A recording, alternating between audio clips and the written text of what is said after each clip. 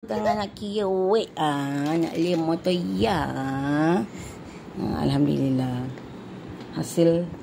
Hasil bermain-main dengan emas MAA dan juga Allah dan juga teknik fungsikan emas dirah. No, budak ni sibuk je, orang nak mengira.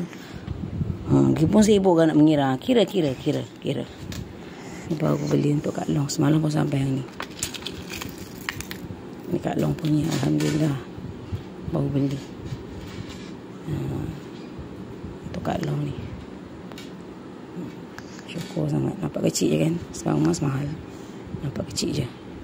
Tapi tahu tak, kecil-kecil macam ni, berapa yang ni? Yang ni 6,200